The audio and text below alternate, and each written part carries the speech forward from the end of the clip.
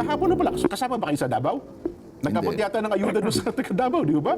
Nagabot nga din. Ayun, 200 congressman daw po ang dumagsa sa Davao City para doon sa pagtulong sa buong Davao Region, Kong.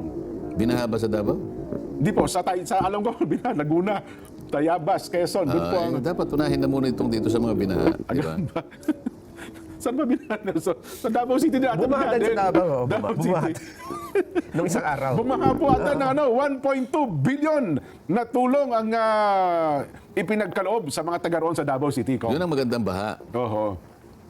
Marami po. Yan ang wini-welcome ng mga tao. Oho. Ay mukhang ganun nga po na ito. Ipinakikita pala natin sa telebisyon. Sa pangunguna pala ng House leadership yan, Kong, ha?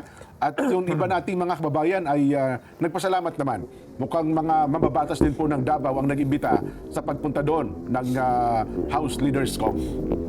Ano po? Ayan, nakikita ko si Speaker. Ay, in-expect ko nga po, kayo kasama kayo, hindi pala kayo nakasama doon, Kong. Mukhang, ang sabi daw kasi, yung mahigit 20 congressman na dapat papunta ron, hindi nakaabot kasi na-delay po yung kanilang flight. flight, oo. Hindi umabot. Pinagbawalan na ata silang makabiyahe dahil po sa malakas na buhos na ulan kahapon. Ayun, yung Kong Dong, nakita ko pa, kita nyo naman. Ang ganda ng ngiti ni Kong Dong, eh. Oh, yan ang, Senador Bong Revilla pala, nandun din, oh. Yan. Anyway, itugtong na natin, Kong. Doon sa binabanggit natin kayo, sabi niyo ay bahagya nating pag-usapan. Bakit nga ba kung saan-saan na napunta ang mga pagtatanong ngayon sa Quadcom? Kaya mo, pag-usapan muna natin yung tungkol dun sa pinsala na ginawa ni Odette na kung saan ay nagkaroon tayo ng resolusyon dyan sapagkat lumapit yung mga naapektuhan ng bagyong Odette. Ito yung super typhoon. Opo. Ito po yung kinalaman sa mga insurance, opo. Oo, na medyo sinagasa yung parte ng Mindanao at saka yung Visayas din. Ano? Last Friday ko, ngayon napahapiyawan na natin yan. Medyo nabitin tayo ng oras. At meron ho pala doon mga grupo ng mga insurance company na inimbitahan nyo po sa Kamara de Representante. Nangyari, meron nga sumulat sa amin Opo. na nakiusap na tulungan sila sapagkat sang-ayon naman talaga sa batas dyan yung insurance company at saka yung insured dapat nagkakaintindihan sila. Kaya nga nagpa-insure kasi yan eh. Yung risk mo pagdating ng araw na tinamaan ka ng kamalasan, halimbawa, yung bagyo, meron kang makukuha na bahagi mula sa Siguro na pagkakasiguro ng iyong mga pasilidad. Nagkaroon dito ng pagtatalo tungkol dun sa claim nung apektado nung insured, ano? Opo. Yung isa, ang claim niya ay 1.2 billion pesos. Ba, malaki. Opo. Dahil sa mahigit na 4 na po yung mga pasilidad na nawasak ng Odette. Ano ito, super typhoon ito. Opo. Yung offer naman ng insurance, 334 million. Ba, wala pa sa kalahati. Sa Makatwid, parang ikatlong bahagi lamang One-third lang yung kanyang... nung actual claim. Opo. Ngayon, nung inaral ko, teka muna kung gano'n, nag-file ako ng hindi lang naman iisa eh. 5 yung mga sumulat kasi na nagmamakaawa na sana po ay tulungan nyo naman kami na maibsan yung problema dahil hindi po kami nagkakaintindihan dito sa kalagayan namin.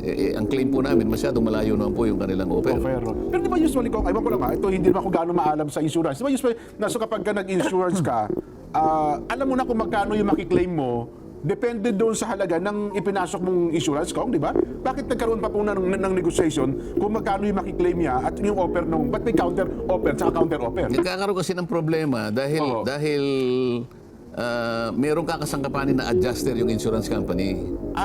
Ngayon, yung adjuster naman, siya ngayon ang tataya doon sa, parang i-evaluate niya, parang i-assess niya kung yung claim ay talagang karapat-dapat. Yung adjuster, hindi po yung insurance investigator. Yun ba yung natawag? Parang isa siyang partido na kinakasangkapan ng insurance company para siya yung tumaya.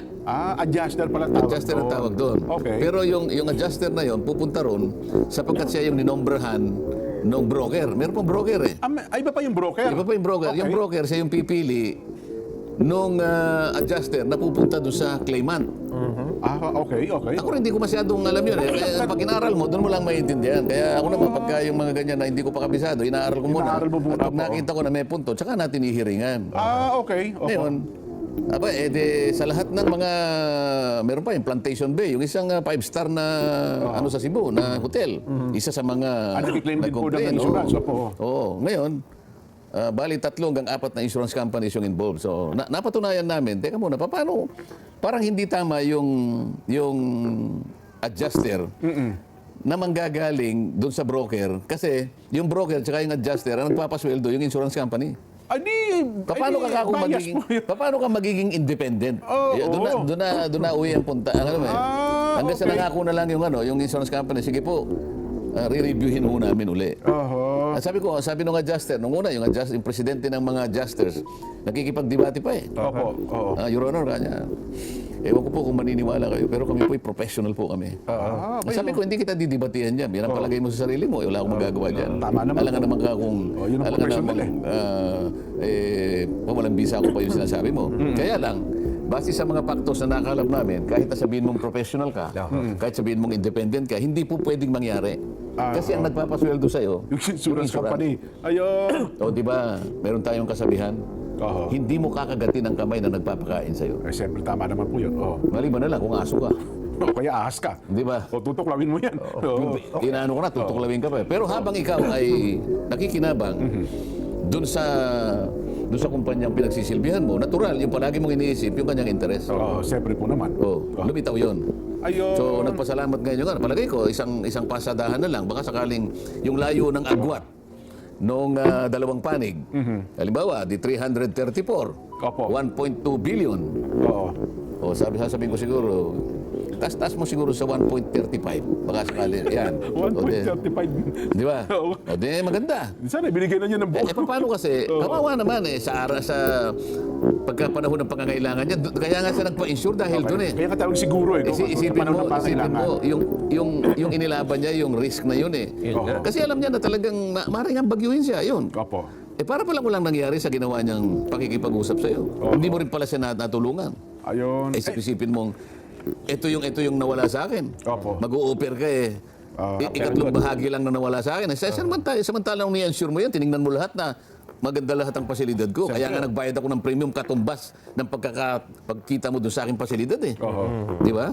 Then tsaka kaya mo nga inalok siya na magsiguro sa akin ka naman bumili ng insurance insurance claim para kasi kaya ko naman in case na magkaroon ng aberya, may kakayahan ako bayaran yung kiniklaim mo. Di ba? Halimbawa, binaha, di ba? Yan, yung kasi bagyo talaga tsaka baha. Ano ka na pinag-uusapan natin kanina? Ayun. Pero may kakayahan naman ba yung insurance ka? Baka naman. Meron, number 1 eh. Ay, kaya naman pala magbayad eh. Makakunat naman ang insurance. Ang pinupunto ko dito, Kong, bakit hindi yan nakikialam? Tinawagan nga ako ni Kamulong, hindi ka kasali rito ka. Huwag ka sumama, baka matanong ka pa doon. Hindi ka kasali rito. O, yun na nga. Thank you, kanya. Nang ipinagtataka ko, Kong, bakit ang ating police sa insurance commission, parang tahimik sa isong ito? No, yun, nabanggit din yun. Ganun mo ba? Di ba dapat silang gumagawa ng Dapat action panig dito? sila nung mga nagpapa-insure eh. Dito ka ako sa provision ninyo. Meron kayong tungkulin dito. Di ba? Kaya nga commission kayo eh. Oo nga po. Dito ang sinasabi, pagka pumunta sa'yo, yung insurance, yung nagke-claim, gagawa ka ng paraan. Ito pala ang gagawin mo. 1, 2, 3, 4. At least sa panig mo, meron ka palang gagawin. Mag-i-initialize ka ng steps. Para sa ganon, yung dalawa ay maaaring magkasundo. Alam mo yung ginawa mo, base sa record? Sumulat sa'yo. Ito, sulat to. Ang ginawa mo, please refer to. Ni-repair lang pala niya. Hindi ganon ang sinasabi nito. Gusto mo ka ako, dagdagan natin ang pagpapataw ng parusa sa inyo. Baka pinusweldohan din po ng insurance company. I-amend natin ito, kaya natin pinag-aaralan. Baka mamaya ma-amend natin ito. Lagyan na natin ng kulong, gusto mo? Oo nga, pwede. Meron na Ganito kaya natin hinihiringan po ito para sa ikatatama ng lahat ng pangyayari. At nakapag-aaral po tayo sa nangyayari sa mga experience natin. Kaya pwede natin baguhin ito. Ngunit kayo nanatili kayong parang passive lang kayo eh. Hindi niya sinabing, repair this to the insurance company. Kaya nga siya pumunta sa'yo, hindi nga sila magkasundo eh. Pagkatapos din mo, ikaw, Maria Joseph naman ka. Kasi di ba parang sila pinaka-arbiter? Bakit kasi meron baka naman po yung adjuster at saka yung broker at saka yung insurance commission, pinasusuweldo ng insurance company, di kaya? Pwede. Di ba? Hindi, tayo naman ay nagbibiro lang sa panig na yun. Ayaw nating bigyan ng pagdududa yung panig na yun. Pero yung sinasabi ko nga, mabuti pa ka ako sa arbitration. Nabanggit ko yun eh. Alam mo sa arbitration, yung dalawang panig, nag-arbitrate yan. Pinaghaharap sila Hindi lang pinaghaharap, pinamimili sila. Kasi pipili ng tatlo yung isa, pipili ng tatlo. Hanggang sa magkasundo sila kung sino Oo. ang kanilang pipiliin na pareho nilang gusto. Ayun. Doon may laban sila kasi kilala nila parehas Oho. yung arbitration, yung arbitrator, yung arbiter. Samantalang dito, yung broker, kung ano yung pinigay, walang kinalaman yung insured eh. Ayun na nga po, ba't nagkaganon, no?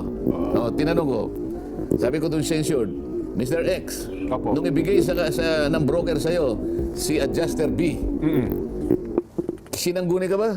Hindi po, hindi ko nga kilala yan eh. Nakita mo na. pala. Pero ikaw adjuster, kanino ka sumusweldo? Sa insurance company. Yan ang sinasabi ko. Kahit kailan, sabi ko, with all due respect, Totoo. Mr. So-and-so, President of the Adjusters of the Philippines, hindi ka magiging objective. Hindi ka magiging parehas. Opo. Di ba? Dapat, ang pinanggagalingan ng sweldo mo, ibang ahensya. Para tingnan mo ng parehas Oo. yung problema. Para sa ganun, 1.42, mali ka dyan. Hindi Ito mo yan. parehas yan, oo. 1.42, dagdagan mo pa ng 10%. Oo. Ayan. Ayun. Aba, so yung mga kumpanya ngayon, umuwi na kangiti, Kong. Yung mga nagkiklaim, nagkaroon na buhay na loob. nakabaanag ng pag-asa. Ayun. Sapagkat nangako mismo yung insurance na, Oo. Your Honor, re-reviewin po namin panibago ito. Ayan. May baka naman nagre-review na para mag-alam kung anong panibagong palusot ko. Hindi kaya. Hindi. Saka gusto kayo talaga magbayad. Hindi, sinabi ko kasi, reviewin mo ng totohanan. Tama. Oo. Naiintindihan mo? Oo, kanya naman eh. Ang problema niyan, Kong, yung dun sa kaso na yan, di ba? Kaya lang, madalas, ito ma-limit, kaya ayaw magpa-insure ng mga Pilipino. di ba? Totoo. Hindi mo talaga, hindi... Meron magaganda, pero marami ang... Kasi alam mo, sa totoo lang, kaya naman nilang bayaran yun. nga Eh. po. Kasi itong insurance company dito sa atin, meron siyang reinsurance. Opo, Meron may siyang mother foreign company. partner. Yes. Kaya nung tanongin ko, dun sa offer mo na 334 million, ilang bahagi yung sa reinsurance? Hindi niya masabi. Baka kumita Baka pa siya. mamaya bayad na nga yun. Yun ang tama. Baka galing lang sa reinsurance yun. Siya wala siyang babayaran eh. yun nga. Hindi niya masabi. Kaya ako, Mr. Insurance. Naku po. Nasaan ba ako si chairman? Wala si Insurance chairman commission, eh. opo. Sa susunod, paratingin mo si chairman na, opo. Dapat yung ginagawa nyo, yan ang trabaho ng insurance commissioner, di ba? Tama. Ano ngayon ang box populi natin? Kailangan bang palitan? Yung chairman mo, hindi. Di wag. Buwagin na yan. Mabait naman ata. Kaibigan naman ata ni Carandis Colango yung pumalit sa kanya eh. Ano? Ewan ko. Ayun, ganun ho ba? Di saka, kasi di ba naalala ko, balikan natin yung panahon, yan ko, ulit yan. Pero naalala ko yung epekto ng Yolanda, di ba naging problema rin yan eh. Nung panahon ng Yolanda, ang dami din pong insurance claim. Ewan ko kung yun naresolve nga hanggang ngayon eh. Baka hanggang ngayon, mayroon pa rin usapin yan, mga claims. Hindi, malayo na kasing Yolanda. Ito kasing Odette, 2021 lang yan. Bago-bago po ito. 3 years ago. Yung 11 years ago na yata. Yung Yolanda. 2013 pa yun. Kasi doon sa Yolanda, ang dami hong naging isdo, yung tawag doon, yung claim na yung nature, cause of nature, Kong, hindi pala kasama doon sa yung act of Nature. Nature na lang. nature, yun.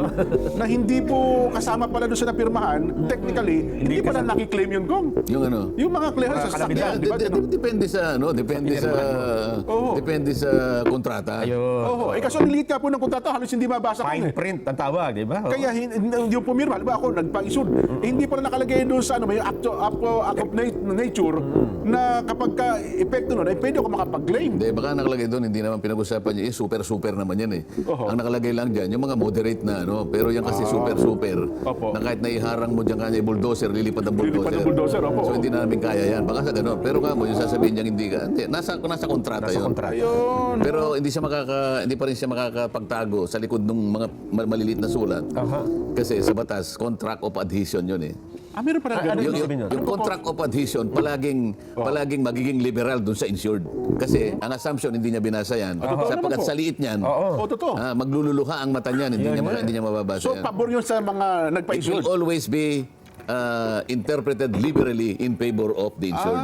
Ang problema pala dapat. Yan ang contract of adhesion. ang insured kasi kung walang abogado, yung insurance company, ang daming binabayaran. Isa pa yun. Yun ang isa sa factor. Kaya kapag ka nagkalaban yung dalawang yan, ang korte, dahil nga doon sa principle na yon, na contract of adhesion, liberally construed in favor of the insured. Dapat pala noon ko pa kinatanong, ang daming claim na ganyan. Hindi na. So kayo na po ang insurance commissioner. Baka si Jen, sa kanya. Hindi ko ngayon pa lang naalaman na gano'n. Kasi di ba, parang binaliwala, pinula sa ilis eh. Sa galit ho ba nung kanila mga claims na walang napakinabang? Ay, nako. Anyway, sana po sa ibang mga araw mapag-usapan. At sana magkaroon kong ng pangil ang Insurance Commission kasi parang baliwala eh. Di ba? May ngipin siya pero walang pangil. Gilagid po yun. Gilagid Hindi yun. kasi nakita ko parang wisdom tooth lang eh. Yun na nga po. Ang karamihan doon, yung gilagid. Oho. Oh, alam po sa gilagid ang nakakagamit lang yan, yung kalabaw eh. Oh, yun nga po. Si Lola, yan. Magaling. Ay, nako. Oh, dapat ba siguro kung isangkutan natin, ito bang epekto ng malawak ang mga pagbaha na ito, dapat nang imbestigahan ng Quadcom? Palagay nyo? Oh, yan ang binubulong kanina sa akin ni Nelson. Bakit ba ako tatanungin mo? Basta wala akong kinalaman dyan sa kuha mo na yan. Di ba? Makatawagan ako ni Kung Akop. Yan ang tanong mo. Tama lang naman na sabihin sa akin ni Nelson yun. Kaya sabi ko, kayong bahala dyan.